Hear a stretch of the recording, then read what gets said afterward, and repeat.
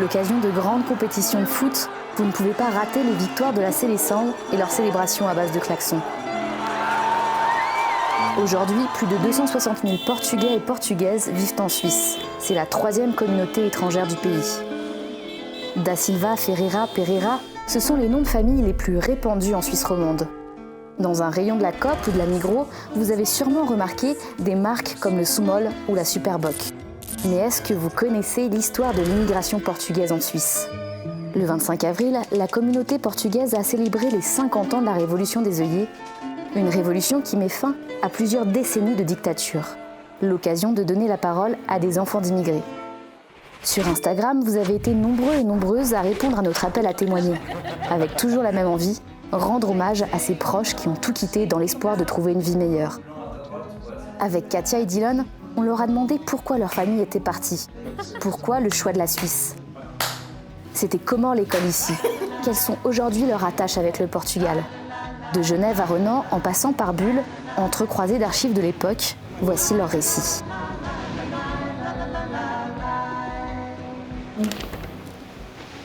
Ah ouais. Donc eux, ils étaient originaires d'ici.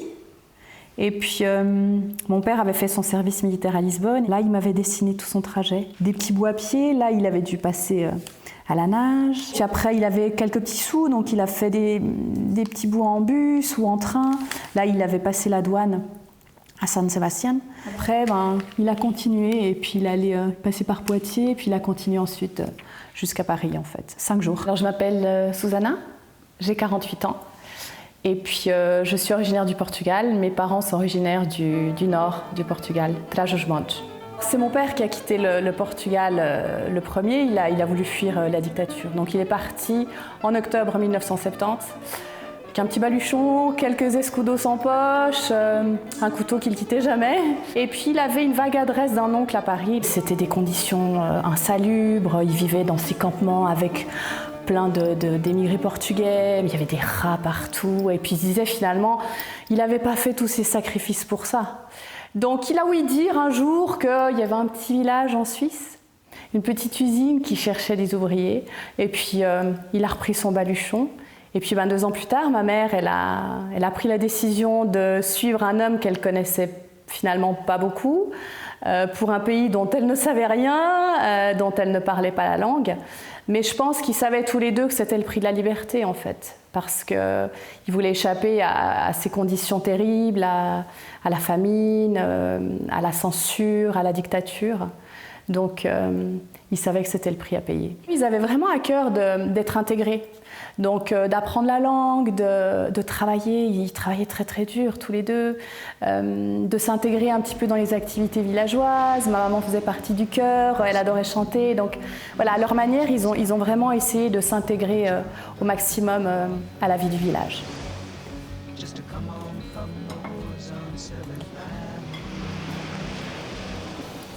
Santé. Santé. Tu les as achetés où? Ça? Petite touche d'Anna. Ils sont bons. Hein. Oui. Je m'appelle Daniel, j'ai 20 ans, je suis agent de sécurité. On vient de Morges. Moi, c'est Adriana, j'ai 25 ans. Je suis en fin de bachelor en travail social. Notre maman est originaire de Leiria et puis notre papa de Alcácer do Sal. Pourquoi ils ont décidé de quitter le Portugal ? Notre grand-mère et notre grand-père, ils ont vécu un petit peu la période de la guerre, donc fascisme, la censure et tout ça. Ma grand-mère, elle dit souvent quand on mange des sardines ou des trucs comme ça, elle dit quand on avait la chance de manger des sardines, c'était une sardine à partager à 7. C'est ça qu'ils ont cherché à quitter aussi. Mon grand-papa, il a cherché un petit peu les opportunités qui se présentaient à lui pour immigrer. Il y a eu justement une proposition dans l'agricole pour la Suisse, à Ferrer, vers la Sarraz, et il a dit « Ok, j'y vais ». Aux abords du village, les hommes sont à la tâche. Ailleurs, les femmes. Demain, peut-être, elles auront une machine à laver, si leurs maris deviennent manœuvres, serveurs ou maçons sous d'autres cieux.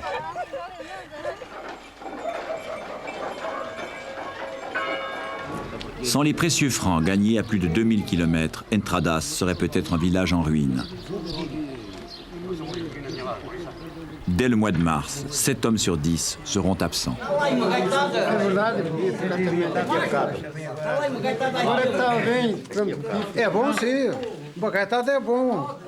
Tout le monde se connaît, les patrons suisses peuvent engager de confiance. Les émigrants qui viennent de la campagne paraissent plus sûrs.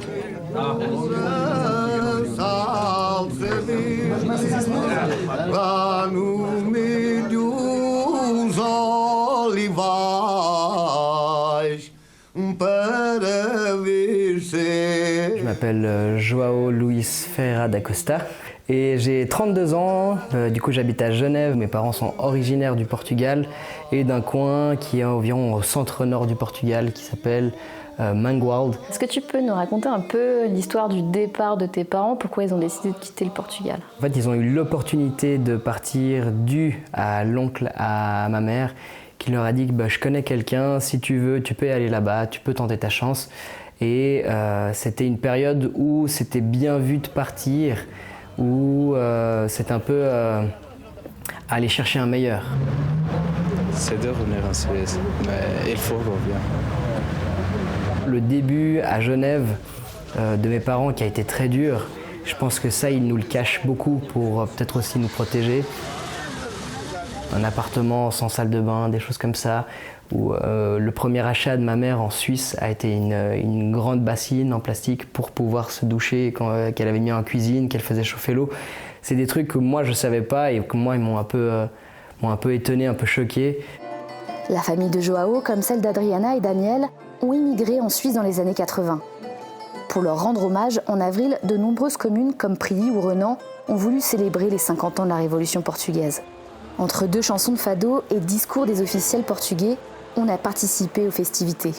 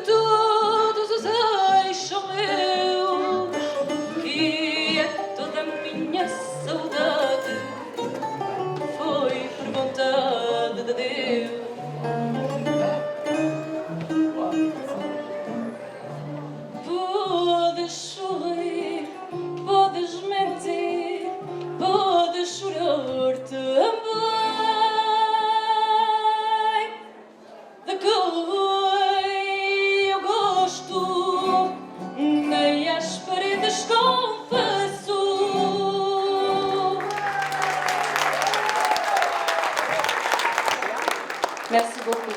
Le fado est une expression de l'âme portugaise, un chant mélancolique qui capture l'essence même du pays. Cette musique est née dans les quartiers populaires de Lisbonne, où il était chanté par les classes ouvrières et les marins afin d'exprimer leurs peines, leurs rêves et leurs espoirs.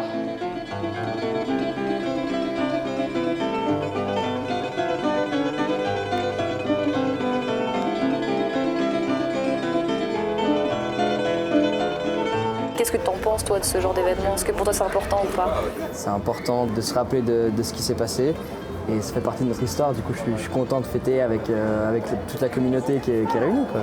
Est-ce qu'il y a les marqueurs du Portugal qui sont là un peu? Ah oui, très très bien. Que ce soit la culture musicale ou la culture culinaire, c'est bien représenté et ça fait plaisir et ça te rappelle le pays.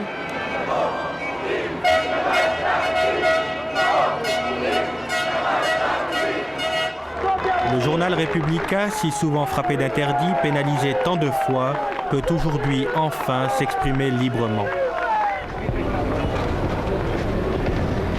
En quelques heures, l'armée a fait tomber comme un fruit trop mûr un régime qui semblait presque inébranlable quelques semaines plus tôt. Viva Portugal, viva o 25 de Abril, viva a liberdade, sempre viva a liberdade. Muito obrigada. C'est une date très importante pour la communauté portugaise, donc bien présente en Suisse, 100 000 dans le canton de Vaud, et première communauté aussi dans la ville de Pries avec 1500 personnes de cette communauté. C'est leur histoire qui les a poussés jusqu'à ici, vivre ici avec nous, et ça fait partie aussi de notre histoire. Nous voulons célébrer, commémorer cette soirée avec eux. Un mouvement d'origine militaire, puis populaire, uni sur la bannière de la liberté d'expression, de l'accès à la démocratie, de la construction et de la préservation de l'état de droit, du respect d'autrui et d'égalité des sexes.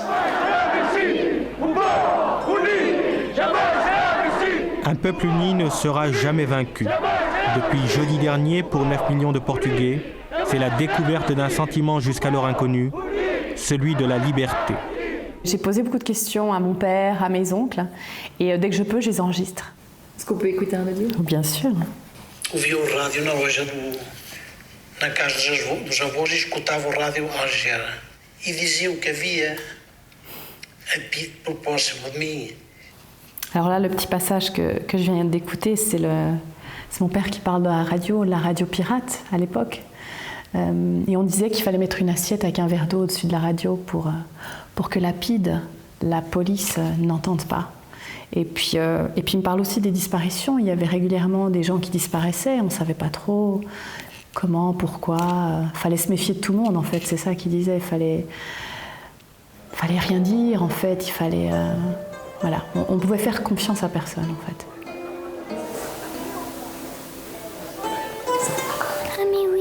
Tu vois, c'est ma grand-mère qui fait la vaisselle. Tu vois, son évier, il n'y a pas de robinet. Mais ça, j'étais déjà née, hein. Ça, c'était... moi, j'étais petite. Je me souviens de ça, en fait. Transmettre son histoire, ça passe aussi par l'apprentissage de la langue et l'organisation d'événements pour les nouvelles générations. À l'occasion de l'anniversaire de la Révolution, des élèves de tout le pays ont participé au premier Parlement des jeunes Portugais de Suisse.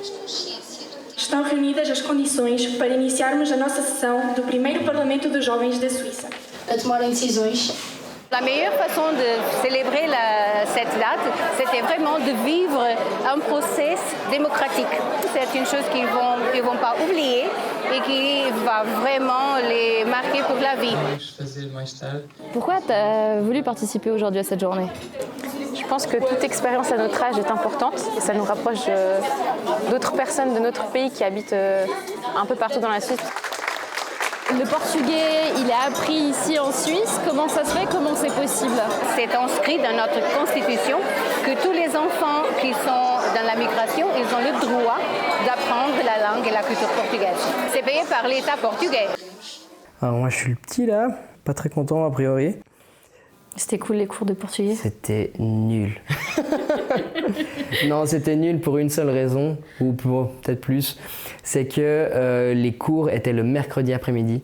Et en fait, le mercredi après-midi, c'était les copains qui se rejoignaient en bas pour jouer au football. Et moi et un ami à moi, José, on devait partir à 16h pour avoir le cours, et le cours durait 3 heures. C'était une plombe. Par contre, hyper heureux d'avoir effectué ça.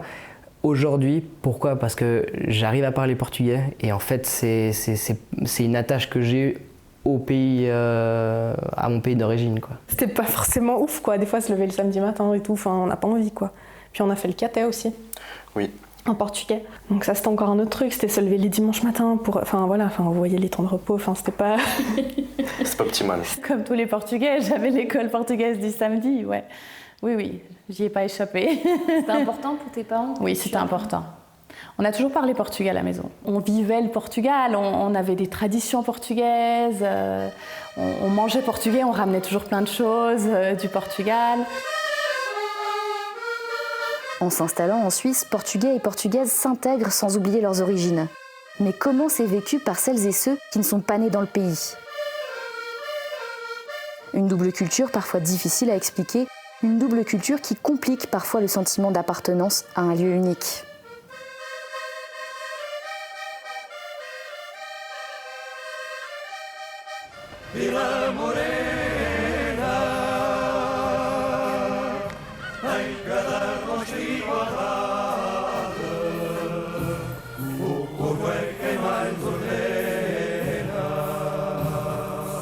Ça représente quoi un peu ton lien avec le Portugal? Ça m'évoque tout, c'est ma famille, c'est là d'où je viens, c'est mes racines. Et j'ai toute ma vie là-bas, donc je trouve ça joli de pouvoir apporter à la Suisse des choses que j'ai là-bas dans mon pays. C'est important pour toi d'avoir la nationalité suisse? Oui, parce qu'on habite en Suisse. Que ce soit moi ou mes parents, on considère que c'est la Suisse qui nous donne tout. On s'est toujours senti plus suisse que portugais depuis qu'on est ici, donc ça fait 13 ans. La Suisse, c'est notre maison maintenant. Moi, je me sens plus portugaise. J'ai les traditions de là-bas, je parle tout le temps portugais. Ici, j'ai juste les études en soi, mais je suis très contente que mes parents soient venus ici immigrer, on va dire.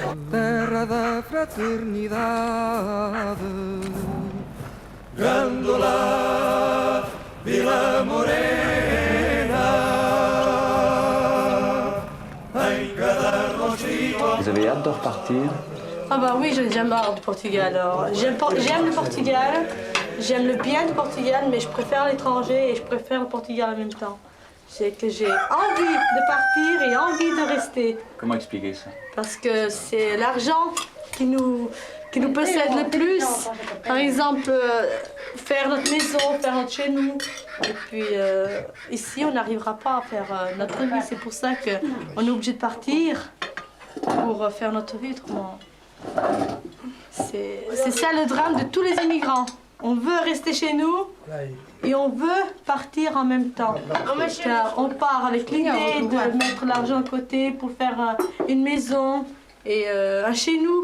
On ne peut pas y arriver sans aller chercher l'argent à l'étranger. Oh non, il y a trop de misère ici pour arriver à ce point, pour arriver là-bas. Il y a trop de misère. Mettre uma mesa.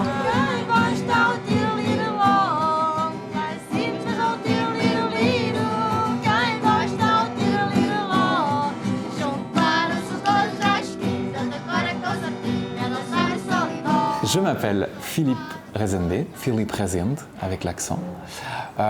Si je dis tout le nom, Manuel Philippe Freire Rezende, voilà, parce qu'on a des noms à rallonge.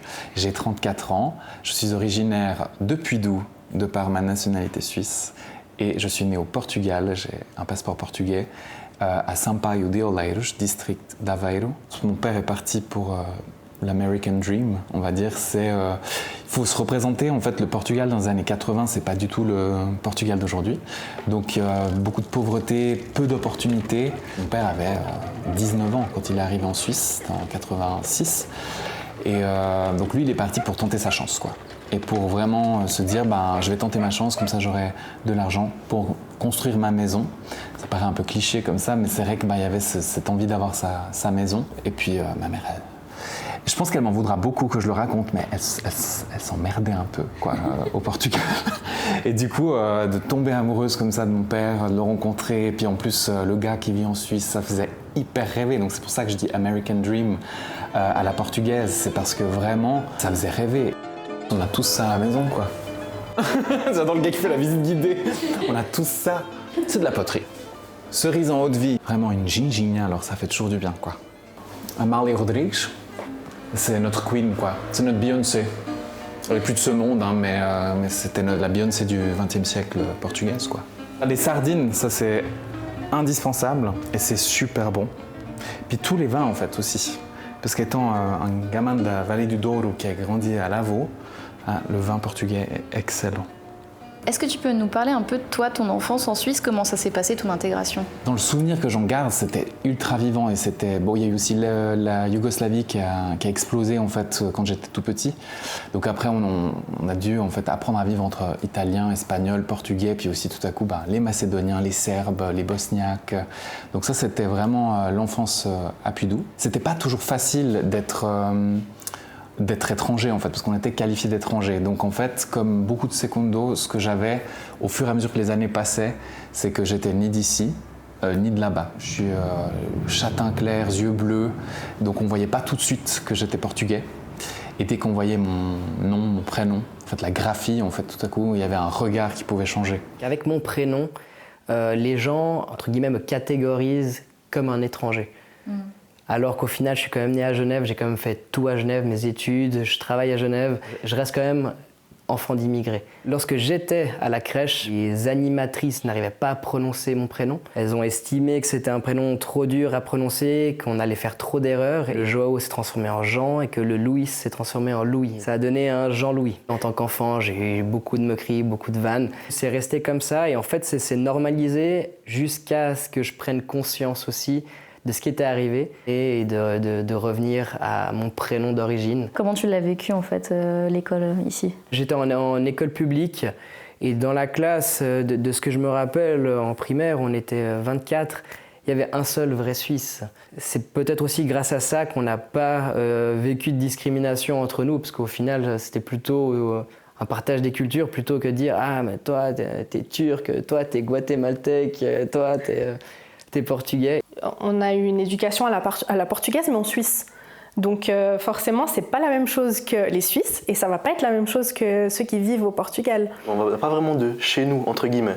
J'ai grandi en Suisse, j'ai fait toutes mes écoles dans un petit village avec les mêmes camarades, mais je restais l'étrangère en fait.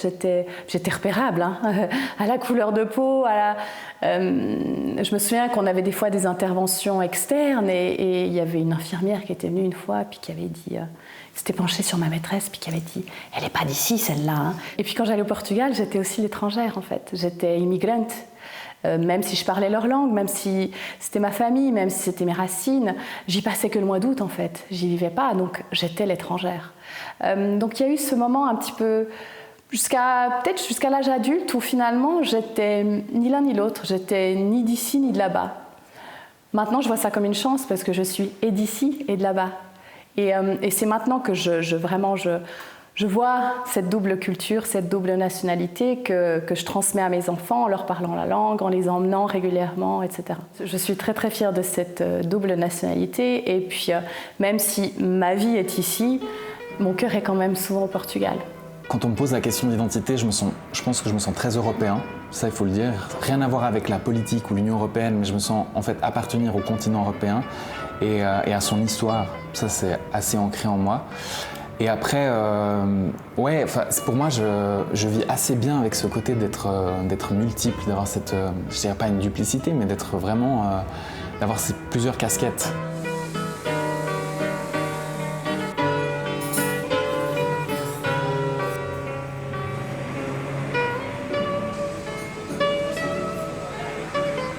Je m'appelle Laetitia, j'ai 27 ans.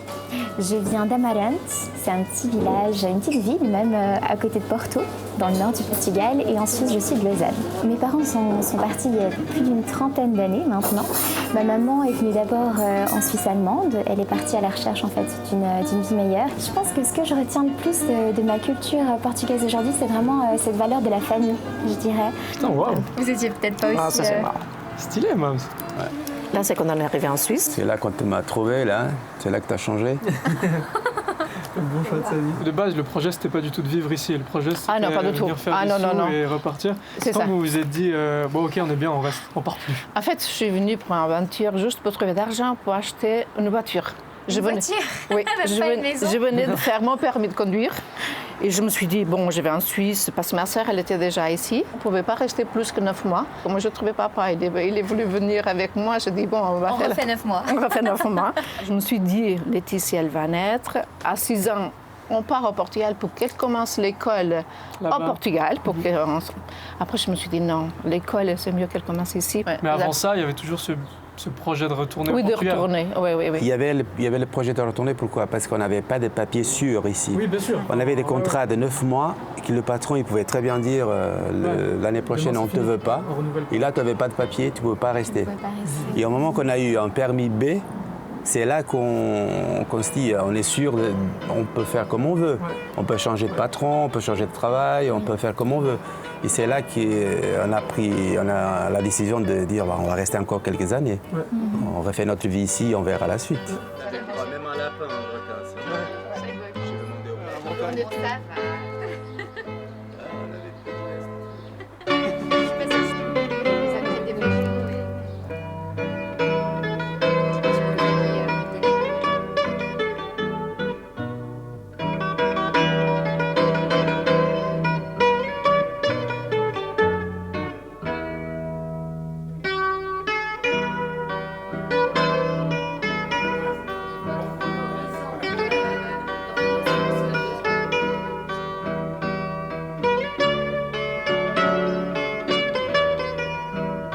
C'est quoi la saudade? Alors, la saudade, c'est vraiment très dur. je l'ai vécu, oui. Les premières années, c'était un peu dur. Justement, la saudade, c'est vraiment quand on sort du pays seul. Je me rappelle une fois, on a pris le train pour venir en Suisse. Et puis le train, quand on part, il part doucement. Il ne va pas d'une seule vitesse, il part doucement. Et puis c'est ça le plus dur pour moi, c'est que je voyais ma famille loin, et puis moi je partais. C'était ça, pour moi c'était le jour le plus dur. La saudade, ça ne s'explique pas, ça se ressent, ça vibre. Elle peut nous prendre tout d'un coup quand on écoute une chanson de fado, quand on mange un plat portugais, quand on entend parler portugais dans la rue, quand on décolle, quand on quitte le pays. Même si c'est beaucoup plus facile maintenant, parce que quand on part, on dit ligo-te logo quando chegar, c'est-à-dire je t'appelle quand j'arrive. Contrairement à quand j'étais enfant, on disait até para o ano se Deus quiser. Donc à l'année prochaine, si Dieu le veut. C'est plus facile malgré tout. Voilà, la saudade nous étreint au moment du décollage. Quelque chose de marin, quoi. Enfin, c'est ce truc du voyage et de partir, d'avoir de l'espoir de revenir. Et puis la saudade, c'est expier, quoi. Moi, j'ai toujours connu que ça, c'est-à-dire que de grandir dans des terres protestantes, je pense que ça a été mon plus gros choc enfant, c'est vraiment ce truc où on dit, on sait mais on dit pas, alors que moi je viens d'une famille où on expie les sentiments, quoi, peut-être un peu trop des fois, mais la saudade c'est ça, c'est aussi ce manque, c'est un mot que j'utilise quasiment tous les jours. C'est vrai? Ouais. C'est vraiment, moi je vois pas beaucoup ma famille, il me manque, puis c'est vrai que saudade c'est un mot que j'utilise beaucoup, quoi. Est-ce que, comme beaucoup de familles, la tienne a prévu de retourner vivre au Portugal? Alors mes parents ils sont en plein questionnement actuellement là-dessus, puisque mon père est bientôt retraité et qu'il se pose la question, est-ce qu'on retourne, est-ce qu'on reste? Alors évidemment il y a les questionnements économiques, mais au-delà des questionnements économiques, il y a les questionnements du cœur. Il y a toujours ce projet de l'éternel retour. Saudade, quoi. Et c'est vrai que là, mes parents sont traversés par quelque chose d'assez qui les frappe en plein cœur. C'est vraiment, en fait, on va réémigrer, puisque le pays n'est plus le même, en fait. C'est plus le même qu'il y a 40 ans. Ça a changé, ça a évolué. Il y a deux nouvelles générations qui sont arrivées depuis qu'ils sont partis. Et oui, c'est plus le même pays, donc ça veut dire retourner quelque part d'où on vient, mais finalement se reconstruire à nouveau. Et puis c'est vrai que se reconstruire à partir de 60 ans, c'est peut-être pas aussi simple. C'est quoi le projet pour tes parents? Ils vont commencer par une période où ils vont alterner entre partir au Portugal et sans oublier les enfants et les petits-enfants qui sont là. Et ça, c'est la partie la plus dure, quoi. Du coup, ils vont faire un entre-deux. Moi aussi, je veux aussi maintenant qu'ils profitent un peu. Ils ont charbonné toute leur vie, ils nous ont tout donné. Et du coup, c'est le temps de se reposer, le temps de souffler un peu. Et du coup, de penser aussi un peu plus à eux et un petit peu moins à nous. On se débrouille. Mes parents ont pris cette décision sans vraiment la prendre. Ils étaient assez fatigués. Ils avaient commencé à travailler à l'âge de 11 ans tous les deux. À l'époque, il n'y avait pas d'école obligatoire. Et puis, ils ont voulu prendre une pré-retraite. Donc la réalité fait que financièrement, ce n'était pas possible de continuer de vivre en Suisse. Mais ils ont continué de venir très régulièrement. Mon père, il voyage avec sa carte d'identité suisse. Il adore, il est hyper fier. Il a son petit accent portugais, il n'est pas très grand et il monte sa carte d'identité suisse. Je trouve ça génial. Et il ne rate pas un 19-30, il suit l'actualité suisse, même à distance. Il adore et il est encore très très lié. Il se fait inviter par le consul à fêter le 1er août au consulat de Lisbonne. Il y va avec beaucoup de joie et beaucoup de fierté en fait. L'avenir, ça va être au Portugal, c'est normal. Pareil que j'aime la Suisse, c'est mon pays. Moi, je peux dire que c'est mon premier pays, si on veut. J'ai plus d'années ici que chez moi. J'ai 40 ans de Suisse. Tous les revenus qu'on a, on peut profiter là-bas. Ici, ça coûte la vie. C'est un bon pays, oui, mais ça coûte cher. On sait tous que ça coûte cher. Oui. Que si vous aviez le choix, ce serait plus difficile de prendre la décision de partir à 100% là-bas. Vous resterez. Alors, je pense qu'il partirait quand même là-bas. Il venait plus souvent ici ou un truc comme ça. Parce que là-bas, c'est le soleil, c'est le climat que ça manque ici. L'ambiance aussi peut-être. Et l'ambiance, les fêtes et tout. Pourquoi tu as accepté de témoigner aujourd'hui? J'ai accepté de témoigner par rapport à ça, par rapport à la transmission de l'histoire que je trouve très importante. Et puis, pour eux tous. Pour tous ceux qui ont eu le courage de quitter le pays, en fait, qui ont eu le courage de laisser leur famille derrière eux pour chercher une vie meilleure.